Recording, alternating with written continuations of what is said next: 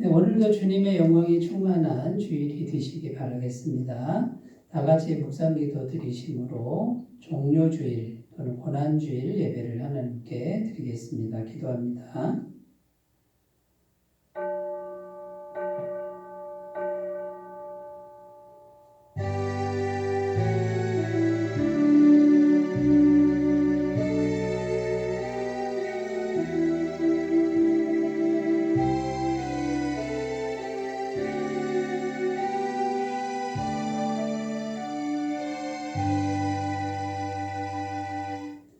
앞에서 가고 뒤에서 따르는 자들이 소리 지르되 호산나 찬송하리로다. 주의 이름으로 오시는 이여 찬송하리로다.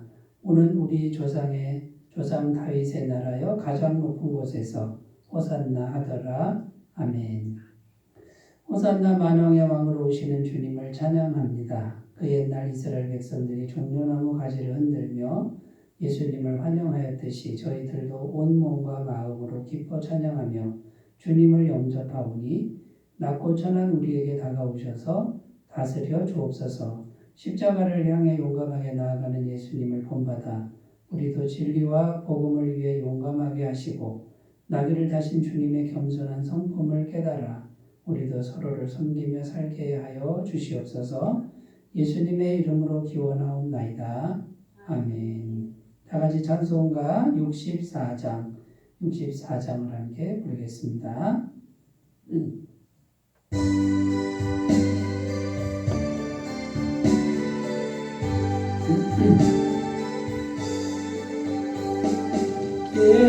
기뻐하며 경배하세 영광의 주 하나님.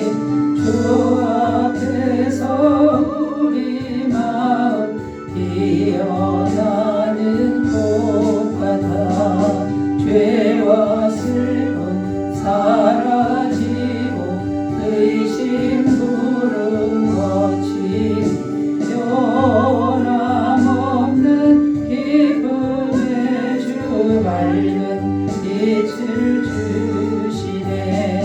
땅과 하늘 만물들이 주의 성심 인내고 별과 천사 노래소리 끊임없이 들어가.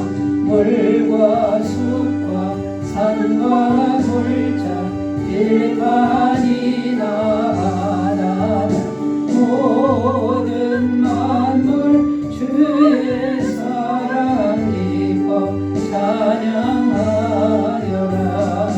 우리 주는 사랑이요 복의 근원이시니 삶이 깊은 샘이 되어 바다처럼 넘치네.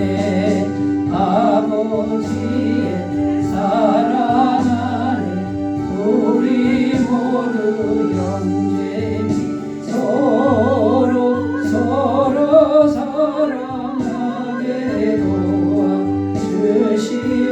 도와주시옵소서.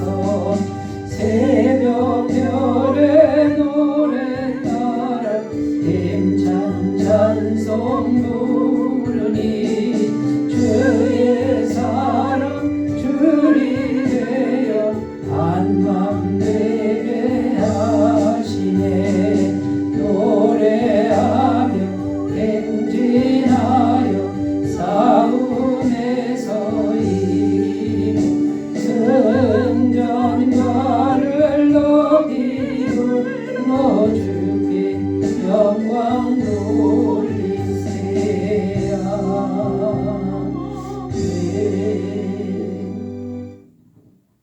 사도신경으로 신앙 고백드립니다. 나는 전능하신 아버지 하나님 천지의 창조주를 믿습니다. 나는 그의 유일하신 아들 우리 주 예수 그리스도를 믿습니다.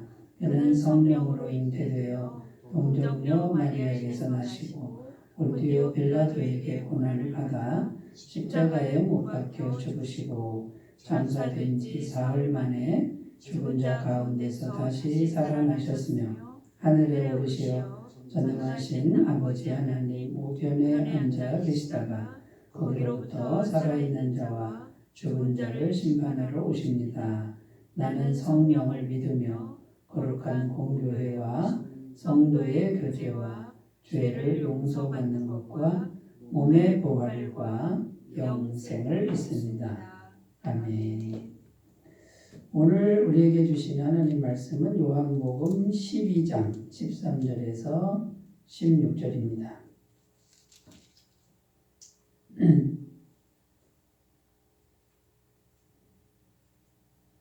신약성경 167쪽에 있습니다.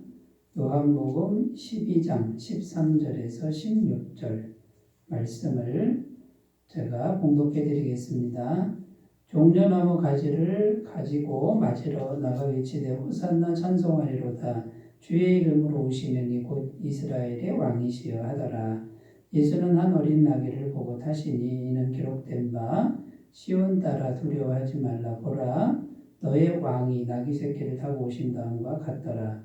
제자들은 처음에 이 일을 깨닫지 못하였다가 예수께서 영광을 얻으신 후에야 이것이 예수께 대하여 기록된 것임과 사람들이 예수께 이같이 한 것임이 생각났더라. 아멘. 네, 오늘 말씀의 제목은 나귀 타고 오시는 만왕의 왕, 이런 제목으로 말씀의 은혜를 나누겠습니다. 절기상 오늘은 종료주일이라고 합니다. 다른 말로는 고난주일이라고도 하는데요.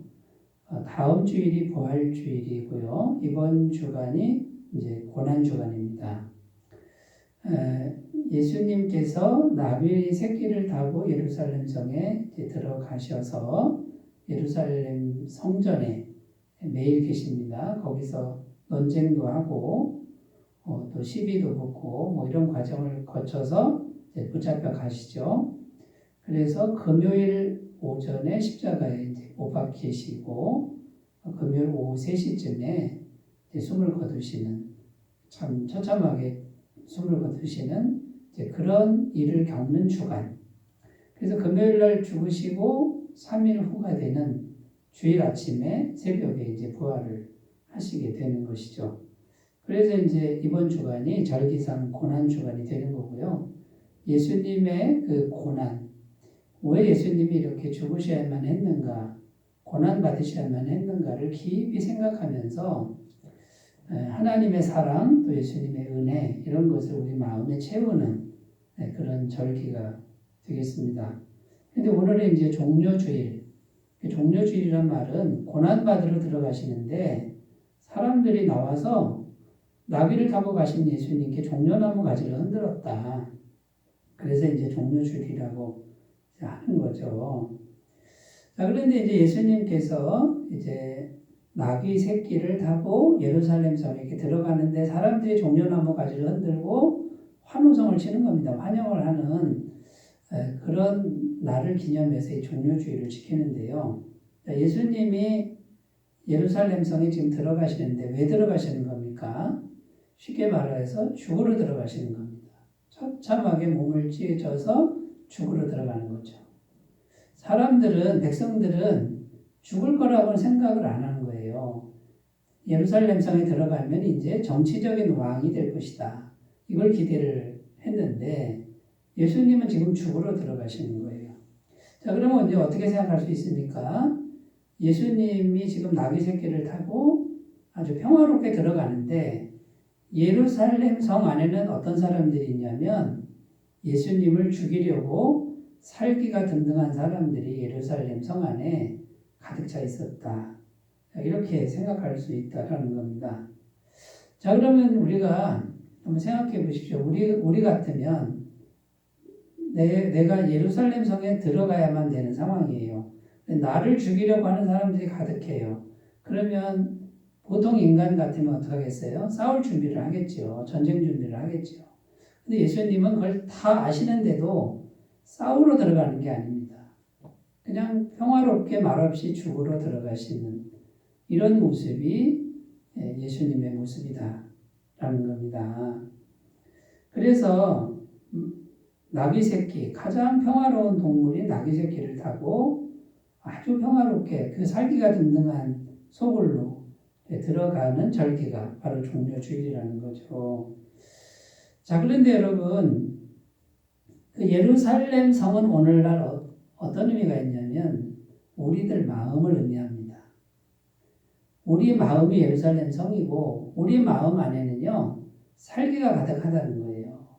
내가 살기 위해서 다른 사람을 죽이고 그 다음에 이기심과 탐욕이 가득한 우리 마음이 이 마음에 예수님이 들어오시면 예수님을 다 죽여버리는 진리가 들어오면 진리를 죽여버리고요. 거룩한 게 들어오면은 거룩한 걸 다 죽여버리는 이 탐욕으로 가득한 죄로 가득하고 욕심으로 가득한 내 마음이 예루살렘 성이다라는 거예요. 자, 그런데 예수님이 어떻게 들어오신다고요? 예루살렘 성에 낙이 타고 들어오신다. 이거 뭘 의미하는 겁니까? 우리 마음에, 오늘날 우리 마음에 들어오시는데 우리 마음에 들어오면 우리가 자꾸 예수님을 죽이는 거예요. 이기심, 욕심, 탐욕, 미움, 시기, 질투 이런 걸로 예수님을 죽이는데 예수님은 아시면서도 우리 마음에 언제나 들어오신다. 여러분 이렇게 이제 말씀을 생각해 보셨으면 좋겠습니다. 그런데 그 예수님은 언제든지 이 더러운 우리 마음에 나귀 새끼를 타고 싸우려고 오시는 게 아니에요. 그냥 죽으려고 우리 마음에 들어오시는 분. 이렇게 해서 나귀 타고 들어오시는 예수님을 오늘 우리 마음에 잘 모시고 우리 마음에 죽으러 들어오시는 그 예수님 묵상하시는 귀한 날이 되셨으면 좋겠습니다. 그래서 예수님이 나귀 타고 우리 마음에 들어오시는데 그러면 예수님은 죽으시지만 그 죽음을 통해서 우리에게 뭘 주시려고 하는 걸까요? 첫 번째는 천국의 평안을 우리 마음에 주시려고 들어온다 그 말이에요. 예수님 우리 마음에 들어오시면은 우리가 우리 이기심과 탐욕과 이런 걸로 죽이지만 결국은 예수님의 그 천국 평안을 우리에게 이렇게 풀어넣어 주시려고 오신다라는 거죠. 이사야 9장 6절 말씀을 읽겠습니다. 이는 한 아기가 우리에게 낳고 한 아들을 우리에게 주신 바 되었는데 그의 어깨에는 정사를 메우고 그의 이름은 기묘자라 모사라 전능하신 하나님이라 영존하시는 아버지라 평강의 왕이라 할 것임이라. 그 부분에 보면 예수님이 아기로 태어나실 것을 예언한 이사야 말씀인데 평강의 왕이다 이런 표현이 있습니다. 자, 평강의 왕이라는 게 뭡니까? 평강이 충만한 분이다. 평강 자체다. 평강의 근원이시다. 그러니까 이 예수님 안에서는 무한한 평강이 영원히 솟는 이런 모습이에요. 이게 평강의 왕인 거예요. 예수님 안에는 평강만 있는 거예요. 평화만 있는 충만한 그분이 우리 마음에 들어오는데 우리 마음은 싸움과 미움과 전쟁과 괴로움과 시기와 질투와 죄책감과 이런 것들이 가득한데 그냥 평강으로 충만한 분이 우리 마음에 이렇게 들어오시는데 낙이 타고 들어오신다. 평안하게 들어오신다. 근데 우리가 그 예수님을 안 좋은 마음으로 죄된 마음으로 죽여도 예수님은 평강을 주시는 거예요. 자, 그러면 여러분 우리가 이 고난 주간을 앞두고 종려주일날 우리 마음에 어떤 준비를 해야 됩니까? 예수님을 낙이 타신 예수님을 마음에 모시고 믿음으로 모시고 예수님의 영원한 평강, 천국의 평강을 우리 마음에 부어달라고 기도하는 아침이 되어야 될 줄로 믿습니다. 그 기도를 했을 때 우리 마음이 쉼을 얻을 수 있다는 거예요. 진정한 평안을 얻을 수 있게 된다라는 겁니다. 자, 그러므로 여러분 이 세상이 주는 평강이 아니라 천국에 속한 평강, 영원한 평강이 우리 안에 들어온다라는 이 사모한 마음, 천국 평안을 사모하는 마음을 가지고 기도하셨으면 좋겠습니다. 요한복음 14장 27절 평안을 너희에게 끼치노니 나의 평안을 너희에게 주노라. 내가 너희에게 주는 것은 세상이 주는 것 같이 아니하니라. 너희는 마음에 근심하지도 말고 두려워하지도 말라. 여기 보면 세상이 주는 평안이 아니라 나의 평안, 평강 자체인 평안, 영원한 평안을 너희에게 주고 싶다 이거예요. 그럼 우리는 어떻게 해야 되겠어요? 모조품 평안이 아니라 세상의 어떤 것 때문에 얻어지는 평안이 아니라 영원한 평안, 오직 예수님만이 주신 영원한 평안을 우리 마음에 부어달라고 기도해야 될 줄로 믿습니다. 그러면 이 기도는 반드시 들어주시는 거죠. 왜냐하면 그러려고 우리 마음에 낙이 타고 오시는 거예요. 죽으려고 들어오시는 거예요. 그러니까 그 예수님 마음에 맞는 기도를 드리면 얼마든지 이거는 허락하시는 거죠. 응답하시는 기도 제목이 될 수 있습니다. 구약성경에 보면 이 천국의 평안을 사모해서 공급받는 인물들이 많이 나옵니다. 그 중에 대표적인 인물 한 사람, 두 사람만 찾아보면 첫 번째 다윗 왕을 들 수 있는데요. 이 다윗 왕은 평생도록 전쟁터에서 살았습니다. 여러분 우리가 전쟁터를 잘 모르지만 또 경험하신 분도 있지만 전쟁터는 지옥 같지 않습니까? 포탄이 날라오고 화살이 날라오고 서로 막 죽이려고 하는 그 무시무시한 그 현장이 전쟁터 아닙니까? 다윗은 평생 전쟁터에 살았는데 다윗의 마음은 평안했다라고 고백하고 있습니다. 시편 27편 3절 군대가 나를 대적하여 진칠지라도 내 마음이 두렵지 아니하며 전쟁이 일어나 나를 치료할지라도 나는 여전히 태연하리로다. 여러분 그 무시무시한 전쟁터 한가운데서 어떻게 이렇게 두렵지 않고 태어날 수 있느냐 그 말이에요. 이거는 환경이 주는 평안도 아니고 세상이 주는 평안도 아닙니다.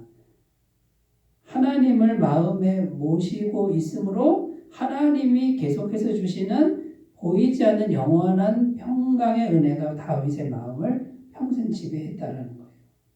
이게 가능하다라는 거죠. 여러분 오늘날 우리가 예수님을 어떻게 만납니까? 마음으로 만나는 거예요. 근데 예수님을 구체적으로 어떻게 만납니까? 평강으로 만나는 거예요. 예수님 제 마음에 예수님의 평강을 주세요. 천국의 평강을 주세요라고 기도할 때 그 영원한 평강이 영으로 우리 마음에 들어오는 거예요.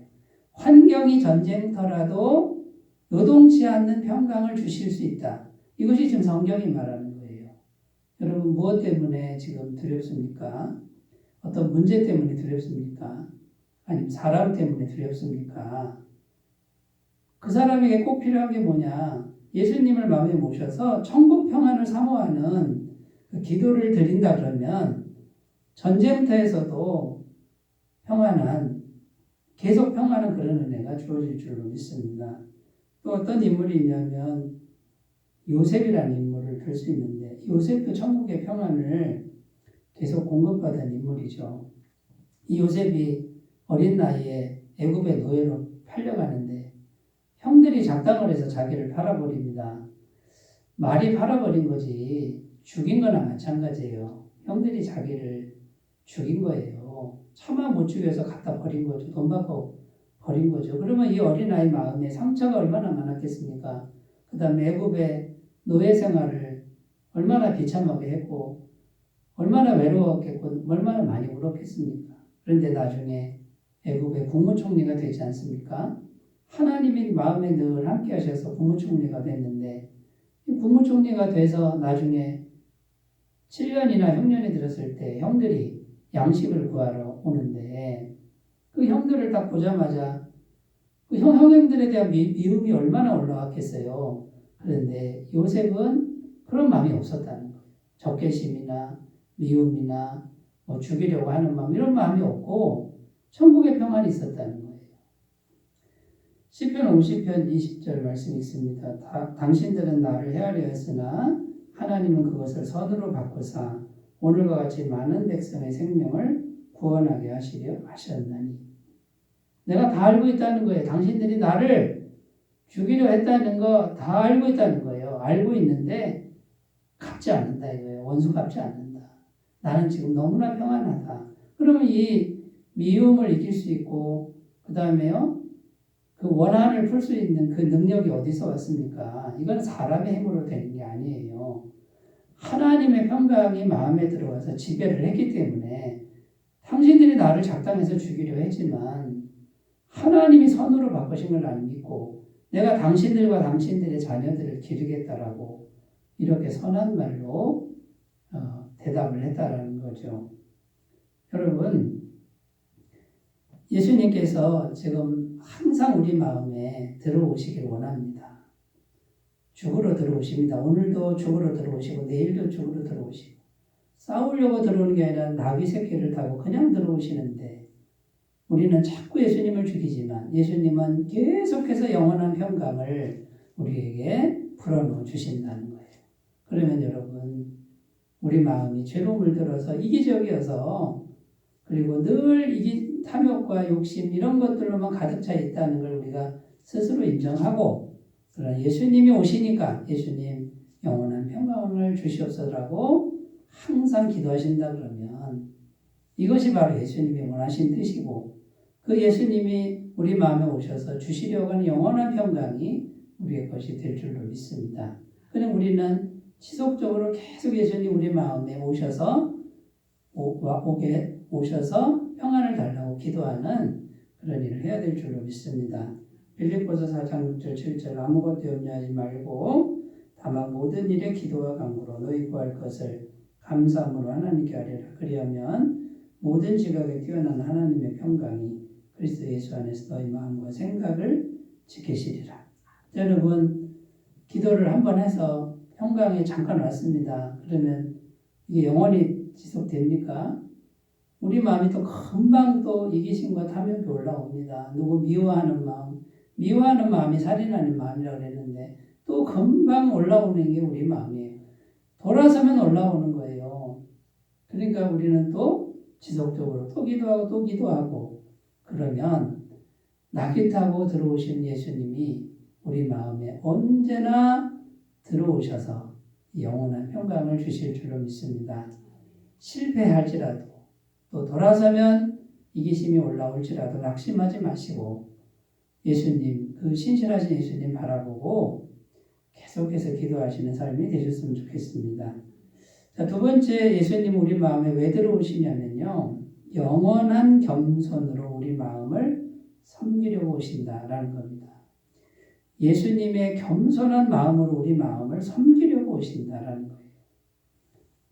우리 마음은 너무나 교만한데 예수님은 너무나 겸손해요. 왜요? 나귀 새끼를 타니까 겸손해요. 그 겸손한 분이 들어와서 우리 마음을 겸손하게 섬기는 거예요.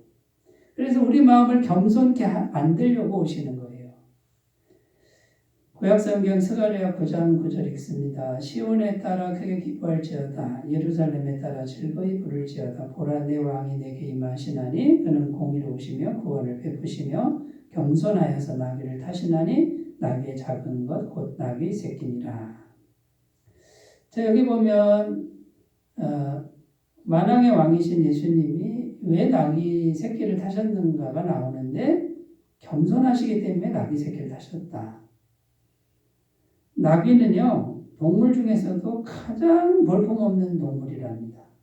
정말 누구도 이렇게 인정하지 않는 동물이 나귀랍니다. 근데 나귀의 엄마도 아니고 나귀 새끼를 타고 가장 낮은 동물을 타고 오시는 이유가 뭡니까? 예수님이 실제로 낮아서가 아니라 가장 높으신 분인데 마음은 가장 겸손하시기 때문에 가장 볼품없는 동물을 타고 들어오셨다. 자, 그러면 이제 우리 마음에 어떻게 들어오신다고요?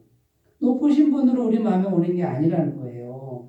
가장 낮은 모습으로 우리 이 더러운 마음에 교만하고 잘난 마음에 가장 낮은 마음으로 온다는 거예요. 근데 우리는 어떠합니까?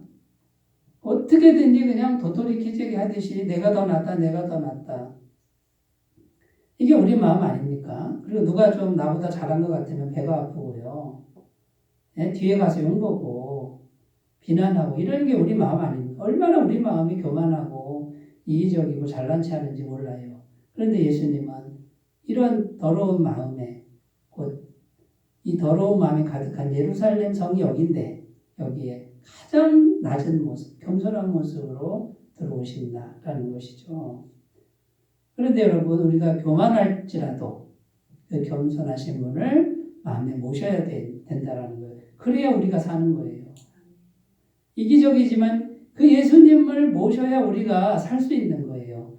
여러분, 예수님도 알고 계세요. 우리가 교만한 거, 잘난 체 하는 거, 이기적인 거, 누구 흉보는 거 다 알고 계셔요. 우리보다 더 잘 알고 계세요. 그래도 들어오신다는 거예요. 우리 마음을 섬기려고 오신다는 거예요. 그것이 우리 주님 예수님이라는 거죠. 얼마나 귀하신 분인지 몰라요.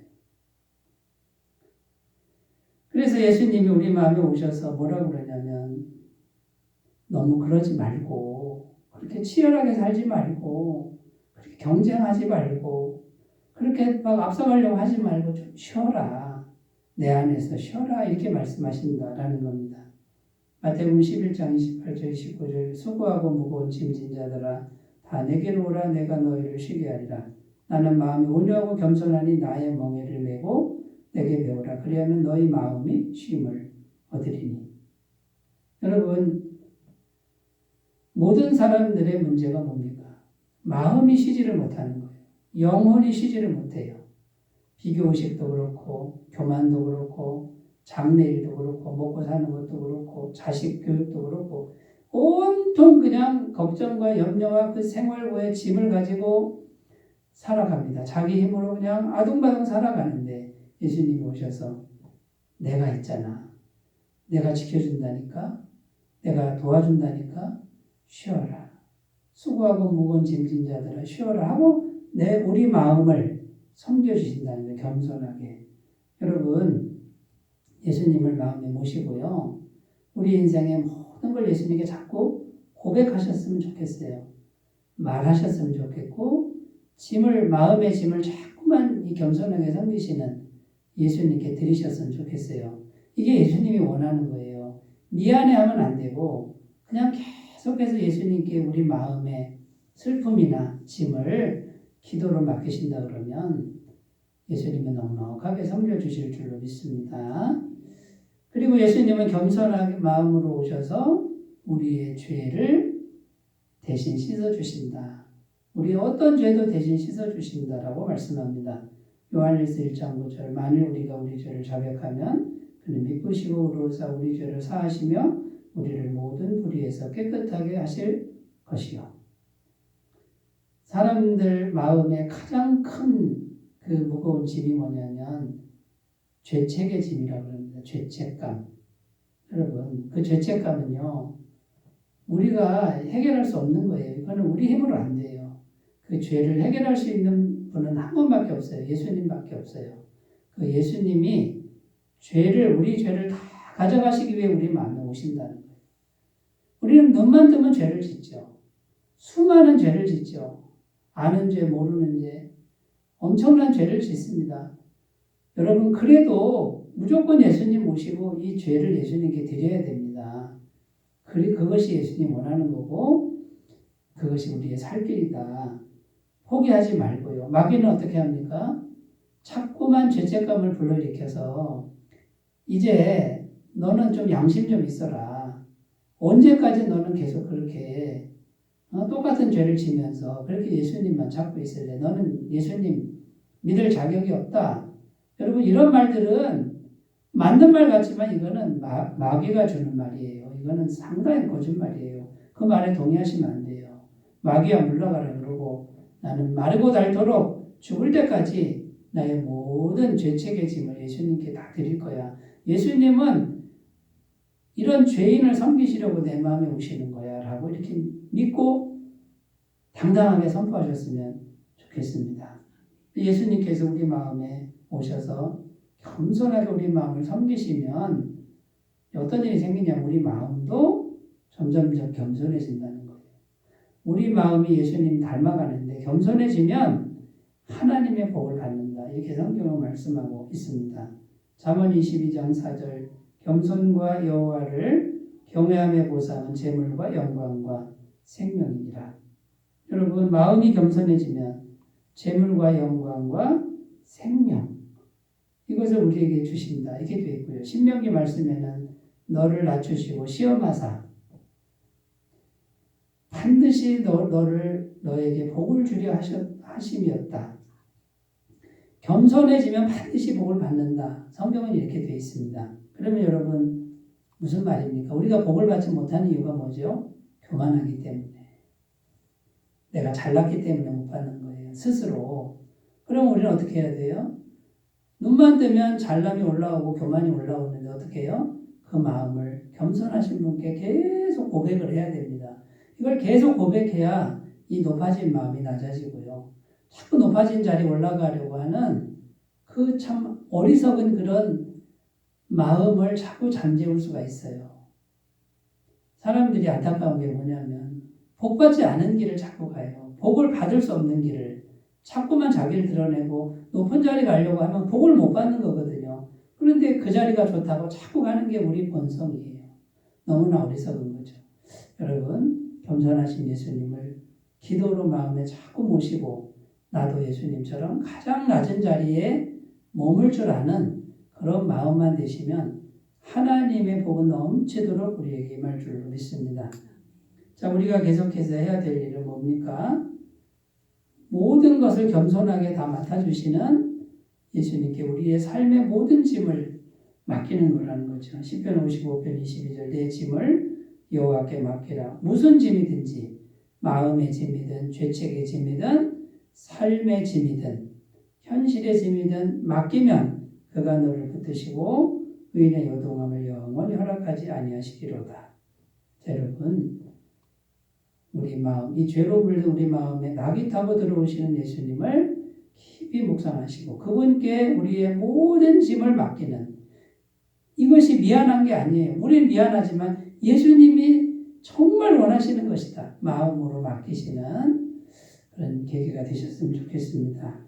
한 가지 더 생각해 보겠습니다. 왜 낙이 타고 예수님이 마음에 오시느냐? 하나님과 화평한 마음을 영원히 부어주신다라는 거예요. 하나님과 완전히 화평하게 된 마음을 우리에게 영원히 부어주신다라는 겁니다. 오늘 말씀 13절 읽어보면요. 종려나무 가지를 가지고 맞으러 나가 외치되 호산나 찬송하리로다. 주의 이름으로 오시는 이곳 이스라엘의 왕이시여 하더라. 사람들이 종려나무 가지 흔들면서 호산나라고 외쳤다라는 건데요. 호산나는 주여 지금 구원하소서, 구원하소서 이런 뜻이에요. 그런데 여러분, 이 구원이라는 게 뭡니까? 하나님과 영원히 화평하게 됐다. 이게 구원이에요. 이 땅에서 죄 짓고 살다가 죽으면 천국 가는 게 구원이 아니에요. 그거는 가짜 구원이에요. 하나님과 영원히 화평하게 된 상태, 이게 구원이에요. 그러니까 지금 구원 받았느냐, 이거는 지금 예수님 믿어서 죄사함 받고 하나님과 화평한 상태냐, 그럼 그 사람은 이미 천국 백성이고 구원인 거예요. 그런데 하나님과 화평하지 않으면 그건 구원에서 멀어진 거죠. 그래서 지금 구원이라는 건 지금 구원이 이미 된 거고, 이게 구원의 삶을 살다가 연장선상에서 천국에 가는 건데, 많은 분들이 자꾸 오해합니다. 이 땅에서 삶은 아무렇게나 살아도 돼. 내 마음대로 살아도 돼. 근데 예수님 믿었으니까 죽을 때 자격증 있으니까 천국 들어간다, 이렇게 생각하는데 이거는 엉터리 신앙이에요. 잘못된 신앙이에요. 매일매일 하나님과 화평한 관계를 맺고 살아가는 게 구원이에요. 이렇게 되지 않으면 가짜 구원이에요. 잘못 믿는 거라고 말이죠. 여러분, 교리로 천국 가는 게 아닙니다. 교리를 외워서 천국 간다 그러면 머리 좋은 사람이 천국 더 잘 가겠죠. 그렇게 가는 게 아니에요. 지금 하나님과 화평한 관계냐.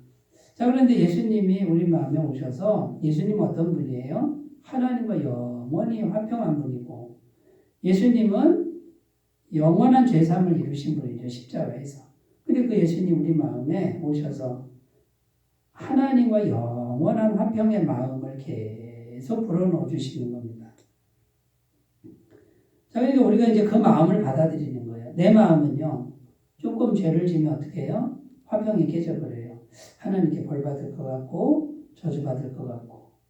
근데 예수님을, 낙이 타신 예수님 마음에 들어오시면, 너의 죄를 십자가에서 해결했다. 너는 하나님과 영원히 화평이 되었다라는 것을 말씀해 주시는 거예요. 영으로. 그러면 우리는 누구의 말을 들어야 돼요?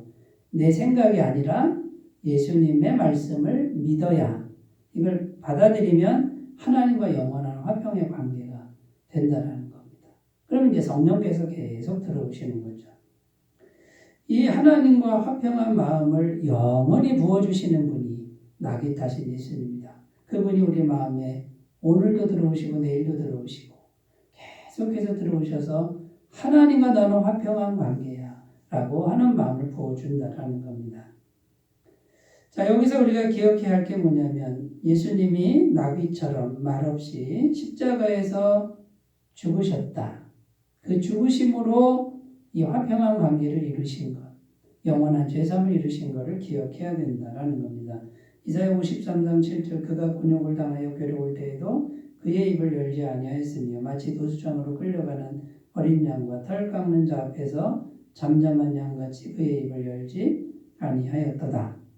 십자가에서 우리 죄를 대신해서 죽으실 때 입을 열지 않았습니다. 마치 나귀처럼 아무 말도 않고 그대로 순종하신 그분이 우리 마음에 들어오셔서 그 순종의 마음, 그 화평한 마음을 계속 불어넣어 주신다라는 겁니다. 자, 그런데 그 화평한 마음을 우리에게 주실 때 어떻게 주시느냐? 조용히 마음을 두드리신다. 마음을 조용히 두드리신다. 인격적으로 하신다. 일방적이거나 폭력적으로 하지 않는다. 무례하게 하지 않는다. 거짓말로 하게 하지 않는다. 이상한 방법 쓰지 않는다. 나쁜 방법 쓰지 않는다. 정직하게 마음문을 두드리신다. 요한계시록 3장 20절 볼지어다 내가 문 밖에 서서 두드리노니 누구든지 내 음성을 듣고 문을 열면 내가 그에게로 들어가 그와 더불어 먹고 그는 나와 더불어 먹으리라. 나귀 타신 예수님은 조용히 들어오셔서 마음을 두드리시는 거예요. 그러면 하나님과 이 화평한 관계, 영원한 화평의 마음을 계속 조용히 두드리시는 거예요. 그러면 우리는 어떻게 해요? 조용히 받아들이시면 돼요. 어떤 분은 자꾸 북치고 장구치고 꽹과리치고 이렇게 해서 뭐가 되는 줄 알아요. 그냥 마음에 조용히 받아들이면 되는 문제예요. 나귀 타신 예수님은 양심을 두드리는 거예요. 거짓말하지 않으신다 그 말이죠. 또 예수님 나귀 타신 예수님은 성령님의 조용한 임재하심으로 성령님의 조용한 임재하심으로 말씀하신다라는 거예요. 고린도전서 2장 10절 오직 하나님이 성령으로 이것을 우리에게 보이셨으니 성령은 모든 것보다 하나님의 깊은 것까지도 통달하시느니라.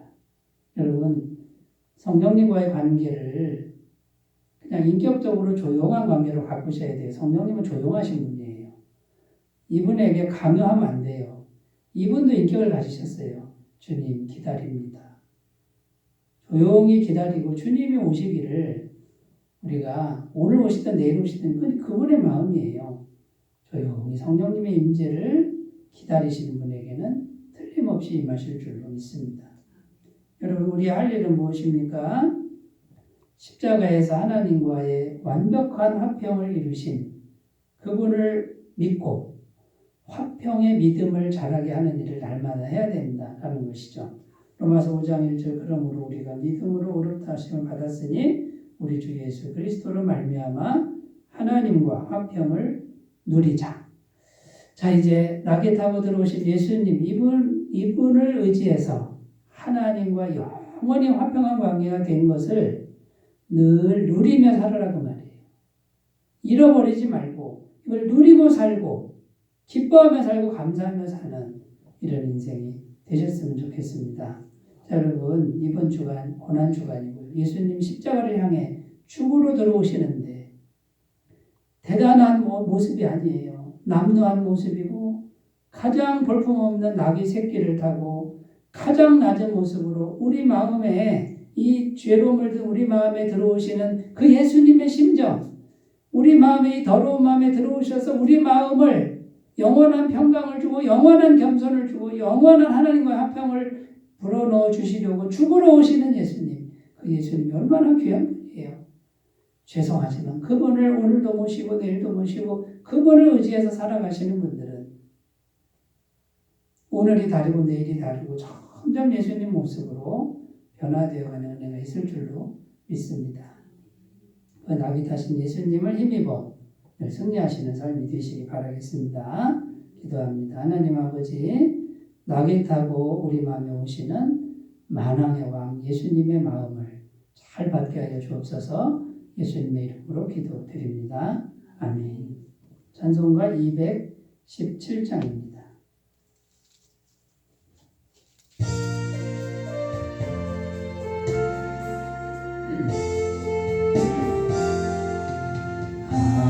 하나님이 말씀하시기를 내 마음을 나에게 바치어라.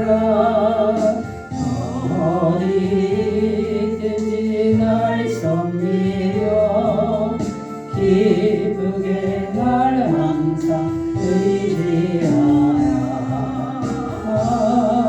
바치어라.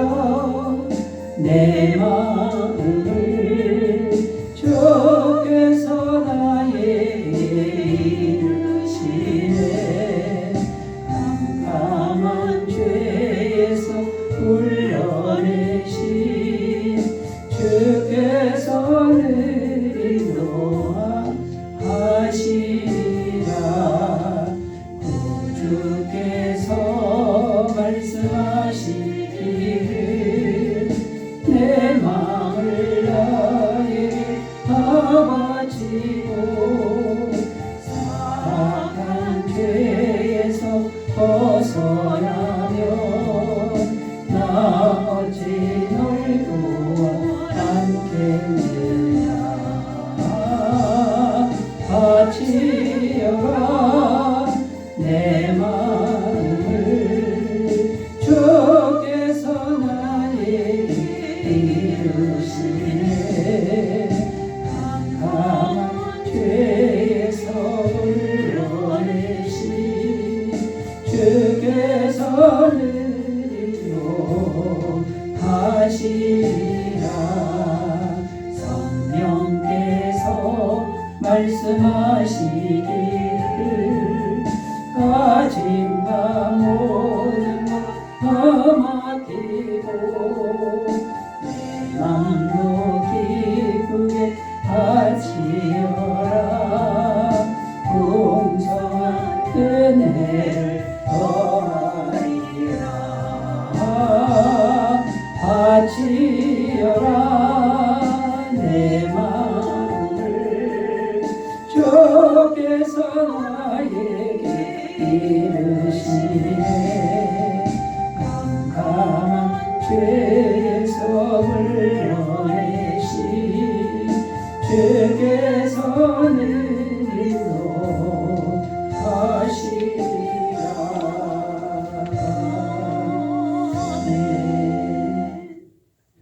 오늘은 종료의 주일이며 금주는 고난주간입니다. 예수님께서 우리 죄를 대속하기 위해 고난의 길을 가신 것을 생각하면서 경건한 마음으로 기도하시는 한 주간 보내시기 바라겠습니다. 다음 주일은 부활주일로 지킵니다. 성찬식과 부활 계란 나누기 행사가 있겠습니다. 4월 애터미파크 복음사경회는 4월 25일입니다. 많은 참여를 부탁드립니다. 이제 찬송가 623장 부르시고 축도로 예배를 마치겠습니다.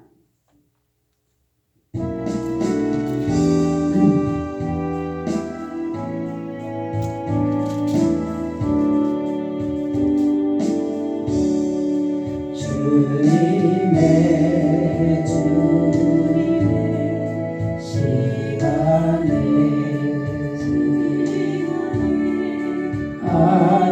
아름답게 모든 것 변하리.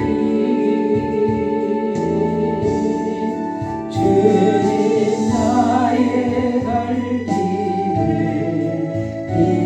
인도하여 주시니